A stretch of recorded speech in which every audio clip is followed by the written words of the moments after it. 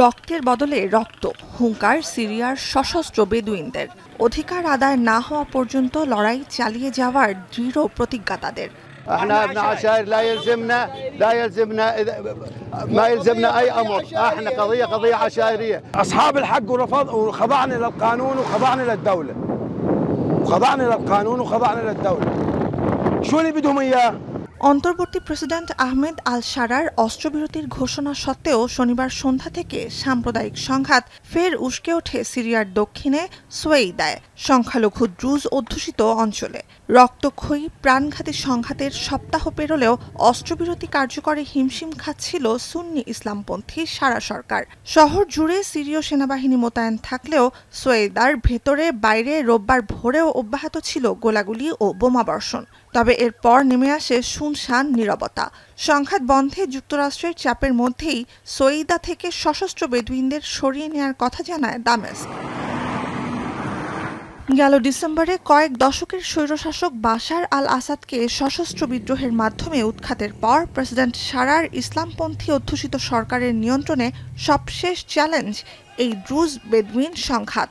সিরিয়ার দক্ষিণাঞ্চল, ইসরায়েলের দখলকৃত গোলান উপত্যকা আর লেবানন ও জর্ডানের অংশবিশেষে বাস ধর্মীয় সংখ্যালঘু অধিবাসী দ্রুজদের। সিরিয়ার বেদুইন আদিবাসীদের সাথে দ্রুজদের সংঘাতের শুরু গেল সপ্তাহে। এ পর্যন্ত প্রায় 1000 খানেক মানুষের প্রাণ গেছে সংঘাতে, জানিয়েছে যুক্তরাজ্য ভিত্তিক মানবাধিকার পর্যবেক্ষক সংস্থা Syrian observatory for human rights. এ অবস্থায় শান্তি রক্ষায় অস্ত্রবিরতির প্রতি সব পক্ষকে শ্রদ্ধাশীল থাকার আহ্বান জানান সারা। إننا إذ نشكر العشائر على مواقفها البطولية، لكننا ندعوها إلى الالتزام التام بإيقاف إطلاق النار والامتثال لأوامر الدولة، وعلى الجميع أن يتفهم أن هذه اللحظة تتطلب وحدة الصف। এর আগে আরব ও মার্কিন মধ্যস্থতায় শান্তি প্রতিষ্ঠা হয়েছে বলে সারার ঘোষণার পরপরই নতুন করে সংঘাত শুরু হয়। উত্তেজনার আঁচ প্রতিবেশী ইসরায়েলেও পৌঁছে যাওয়ায় সিরিয়ার দক্ষিণে এমনকি রাজধানী দামেস্কে প্রতিরক্ষা মন্ত্রণালয় লক্ষ্য করেও বিমান হামলা চালায় ইসরায়েল। ইসরায়েলেও উল্লেখযোগ্য সংখ্যালঘু সম্প্রদায় হিসেবে দ্রুজদের রক্ষায় এ হামলা, দাবি তেল আবিবের। সংঘাতে সিরীয় প্রেসিডেন্ট সশস্ত্র বেদুইনদের মদত দিচ্ছেন বলে অভিযোগ ইসরায়েলি সেনাবাহিনীর। সোয়েইদা থেকে 2 কিলোমিটার দূরে ওয়ালঘা সহ নিকটবর্তী অন্যান্য এলাকাতেও অবস্থান নেয় সশস্ত্র বেদুইনরা। والله العظيم والله العظيم والله العظيم ما نطلع من سويدة لما ترجع تحت رعاية الدولة السورية। তবে এ বিষয়ে মতবিভেদ স্পষ্ট। ইসরায়েল ও দেশটির ঘনিষ্ঠতম মিত্র যুক্তরাষ্ট্রের। সকল নাগরিকের পক্ষে শাসন ব্যবস্থার প্রতিশ্রুতি দেয়া সারা সরকারের অধীনে কেন্দ্রীভূত সিরিয়ার পক্ষে যুক্তরাষ্ট্র।